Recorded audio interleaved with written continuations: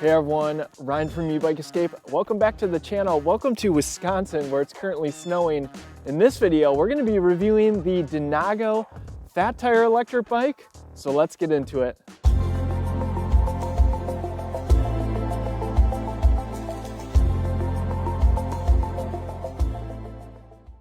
Before we get started with the walk around, if you are looking to purchase any Denago electric bike, be sure to check out our link in the description. Clicking that link before making your purchase is a free and easy way to help support the channel and makes videos like this one possible. I'll also include links to our electric bike accessories list, top e-bike brands page, and finally our electric bike discounts code page where we track all the deals on the electric bike brands that we follow. With that, let's check out this new bike from a new company. This is a Denago. They're just calling it their fat tire step-through electric bike. Now the company is new to the market, but I had a conversation with them and came away pretty impressed, mostly because they are investing heavily in the e-bike space. It sounds like they're making a big push as far as customer service goes and building out their headquarters. So I kind of wanted to get an early look at this electric bike. And just a note, for every electric bike that we decide to review, we're turning down about 5. But I thought this company was interesting enough to do a review even though they are a new company. If you aren't familiar with our reviews, we'll start with a walk around and then I'll get into the first-person riding footage and finally some third-person riding footage where I'll give you my concluding thoughts on this bike. With that, let's talk a little bit about the frame. It actually comes in 2 different sizes, which I think is really nice. A lot of companies have a one-size-fits-all approach, a small medium fitting riders from 5'4" to 5'11", and then the large, extra large, which is what you see here, fitting riders 5'11" to all the way up to 6'5", according to the company. So I'll be curious how this fits me at 6 feet tall.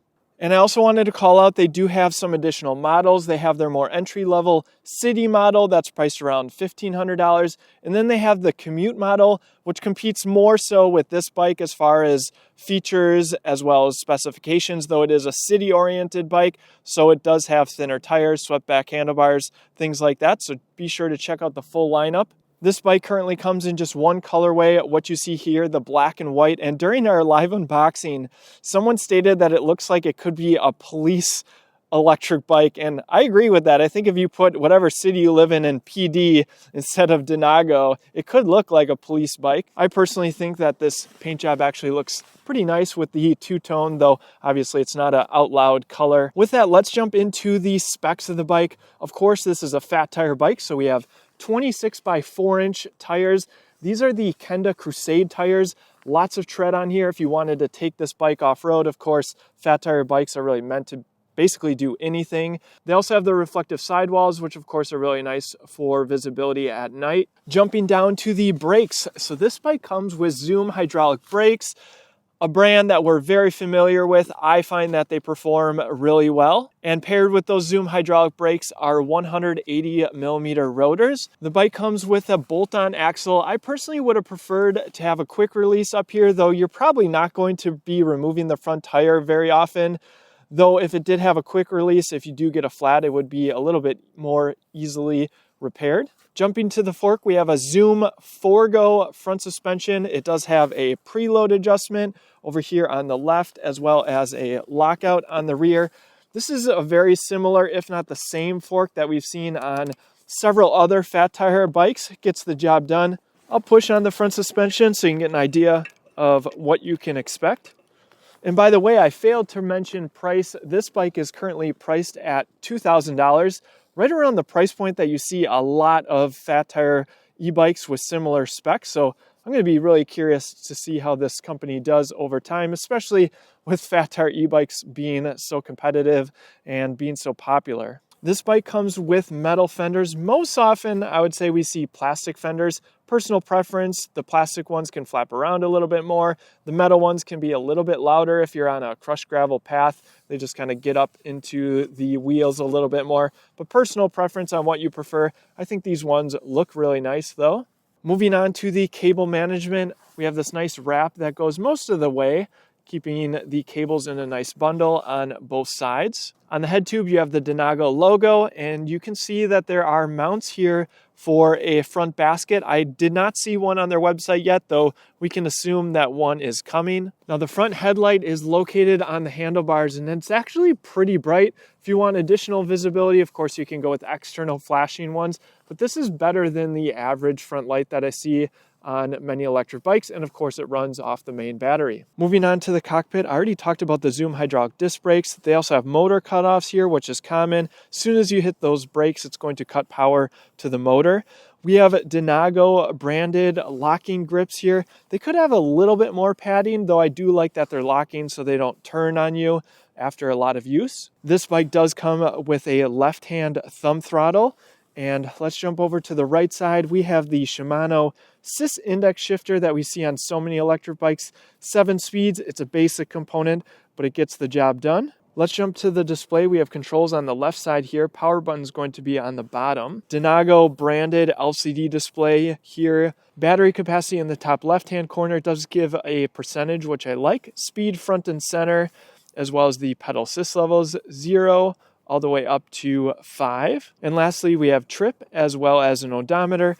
There's also a walk mode if you hold the pedal assist down button. And you can get into the advanced settings here by holding the pedal assist up and down button at the same time. Now, there's not a whole lot of things that you're going to change here. You can see wheel diameter setting. Not going to want to change that unless the speed is showing incorrectly, which it should show correctly from the factory.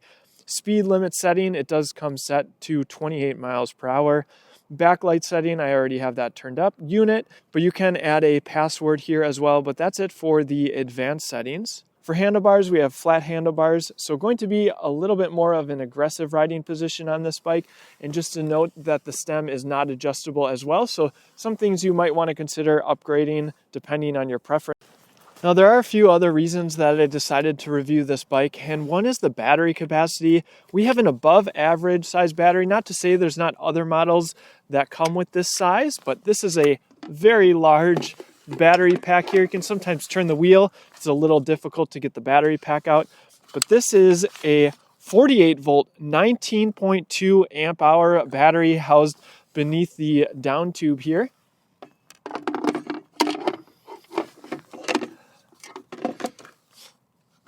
The battery can be charged both on and off the bike. There is a cover here where the cable goes if you want to charge the battery while it's inside the frame. And I also wanted to showcase that this bike does have a USB port on the right side of the screen.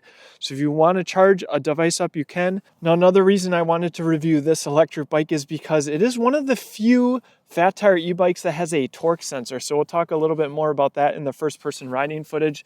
We have these Tracy Zoo metal pedals, very similar to what we see on many electric bikes. Of course, you can upgrade them if you'd like. Kickstand, very burly, located in the rear. No chance of it coming in contact with the pedals, which is always nice. Motor cable running on the left side here and comes in between the disc rotor and the dropouts. Again, we have the Zoom hydraulic disc brakes in the back, and there are some mounting points here for a rear rack. So I'm going to assume that a rear rack is going to be available at some point, though it does not come with a rear rack. So that's something to keep in mind, as some fat tire e-bikes do come with rear racks. One of the really cool features about this bike is the rear lights. Similar to the Aventon Adventure, they have them located in the rear stays. And when you hit the brakes, they do go on. If it shows flashing, that's just the camera. They go solid on. And then if you turn the lights on, both the front and the rear lights, they do go brighter when you hit the brakes as well. So that's a really cool feature. And it does have them on both sides. Again, in the rear, we have a metal fender, goes all the way back to the rear. This bike has a Bafang 750 watt motor. I'm going to assume that it peaks higher. We'll check that out in our upcoming first person riding footage. Bafang, of course, a big brand in motors, and we see these motors or very similar motors on lots of fat tire bikes. In the rear, we have a 14 to 28 tooth Shimano Freewheel. And in the front, we have 48 teeth, and it is dual-sided. Always like to see metal as well for durability. Again, this is a 7-speed drivetrain, and they opted for Shimano Tourney, which is on the most entry-level components that Shimano offers. I would have personally liked to see at least Altus. That's what we see on most electric bikes just generally, though these do function just fine. And of course, they're easy to adjust with the barrel adjuster here, and you can always replace them or upgrade if needed. The light cable comes from the chainstay here and actually goes up through the frame right here. And they have this really nice neoprene sleeve here. You can see they're actually advertising bike.com, though you can buy these bikes from Denago directly. It's just that they have the domain name, so why not put them on bike.com? Rounding out the specs of the bike, we have a Denago branded saddle. Pretty standard that we see on many electric bikes. If you want something more comfortable, be sure to check out our electric bike accessories list. We really compile the most comfortable seats that we see people talking about the most. However, I do like that the saddle does have a handle, just helps a little bit more in moving around the bike. With that, let's jump into the first-person riding footage. We'll see what this Bafang 750-watt motor can do, and of course, test out the torque sensor on this Fat Tire electric bike. Okay, first-person riding footage on the Denago Fat Tire electric bike. Got the GPS speed. This is the speedometer app by Coolnick, so I can compare it to the display. One note, in pedal assist level 0, you have no access to the throttle, so just something to be aware of. First test will be throttle alone. All right, here we go. 3, 2, 1, throttle. 7, 12, 16, 17, 19, and there's 20 miles an hour to be expected. They're advertising this as a Class 3 electric bike. Top speed of 20 miles per hour with the throttle is, of course, the Class 2 designation, and then it will go up to 28 miles per hour, or should, in pedal assist. Let's test that out. I will start in Eco, pedal assist level 1, and let's just actually start from a stop. And I feel the motor kick on. Not jerky or anything. I think that's actually really nice, seems accessible. Let's go into pedal assist level 2. Just feel a little bit there, and I'm going to start shifting up here. We did get to about 13 miles an hour or so, maybe even 4th gear here in pedal assist level 2. Let's go into pedal assist level 3. Getting up there, 16, 17. Could probably shift up to 5th gear here. Getting closer to the 20 miles per hour. Let's go ahead and go into pedal assist level 4. You can feel the motor kick on a lot more there. Shift up to 6th gear. Going about 23 miles an hour. All right, so let's go into 7th gear, even though it is a slower cadence. And pedal assist level 5. And you can really tell that that's giving you full power. And actually, I'm actually surprised. I thought I was going to experience some ghost pedaling, but I can still provide effort. And we're going 24, 25 miles an hour. 26 it looks like. So it looks like that's going to be the top speed. Though I do want to note, on the display, it was showing 28 miles an hour, or just shy of 28 miles an hour. Yeah, so right now, display is showing 27.6, and GPS is showing just shy of that, 25, 26 miles an hour.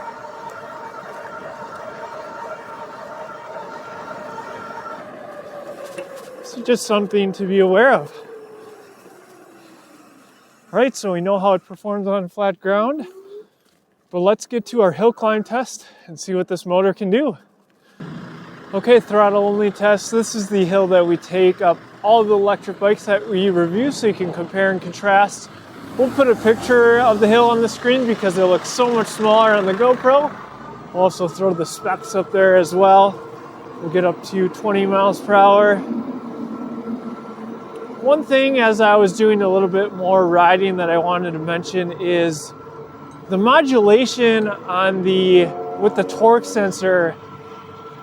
It seems like this bike is meant to give you a little bit more power than some other torque sensors. I was noticing it a little bit more on the lower levels compared to the higher levels, being able to actually put in more effort and feel the motor helping more. On the higher end, it seemed like it was just giving me a lot more power than some of the other torque sensor motors. So just something that I wanted to point out. All right, the hill has started, going 16 miles an hour. Let's see what the minimum speed is. I'm guessing it will be 15 or 16. Very powerful Bafang motor on this bike. And of course, we've tested out very similar motors from other fat tire bikes on this hill as well.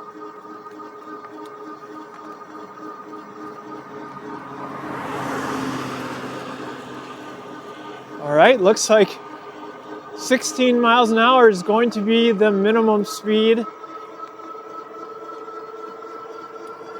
But this is an electric bike.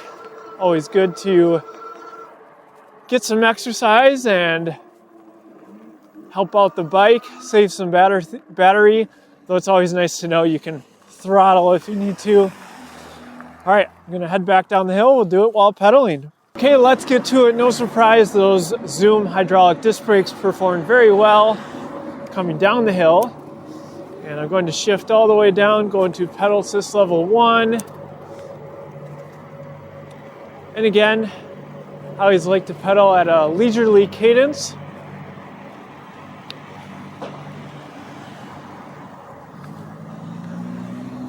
Going about 12 miles an hour, 11 or so. And the hill is starting right now. I would personally go up into a higher pedal assist level. Let's go into pedal assist level 2. First gear still feels pretty good. Of course, if I pedal harder, that's what I was talking about. The motor is going to give me more. Let's go ahead and go into pedal assist level 3. So I feel like on this hill, going up the hill, is where I'm feeling a little bit more of the torque sensor. Obviously putting in more effort and getting more power from the motor. Still in first gear. Let's go ahead and go into pedal assist level 4 here. This is maybe where I could shift up into second gear. Going about 12 miles an hour. Let's go ahead and go into pedal assist level 5. I really feel the motor there. You can tell there's a big jump in power. I could shift up fourth gear, maybe even fifth gear. And yeah, that's the maximum power from the motor. And we're going 18 miles an hour up the hill.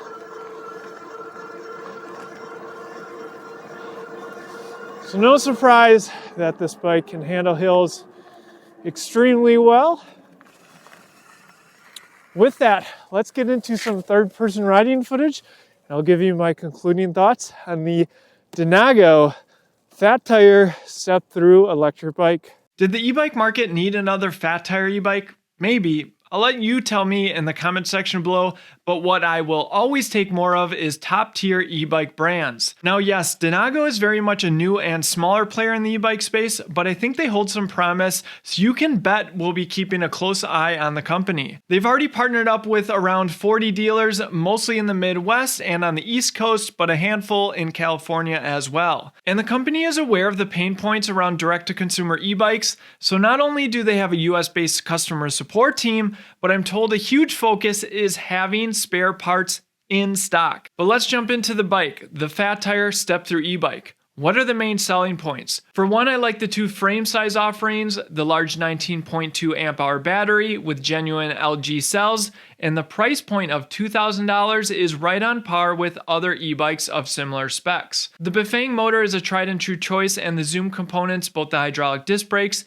and the front suspension, perform well. And of course the lights. The integrated front light is plenty bright, and those rear lights housed right into the frame are a nice touch. It's a good alternative when there's no rear rack to mount to, and a light built into the metal fenders really isn't feasible either. And these integrated rear lights were surprisingly bright, especially on a gloomy day. These integrated lights into the seat stays was first found in the budget category on Event and e-bikes. But how does that saying go? Imitation is the best form of flattery. Probably the biggest differentiator on this e-bike though is the torque sensor. A majority of e-bikes sold today, especially under $2,000, are cadence sensors. Now I have to admit, I've been riding a fair share of fat tire e-bikes recently, and it's sometimes hard to keep the specs straight. During my first person riding footage, it wasn't nearly as apparent that this was a torque sensor at all. Usually torque sensor e-bikes really make you work for getting full power from the motor, and for some riders, this results in negative feedback and thus a preference for cadence sensors. Not so on the Denago torque sensor,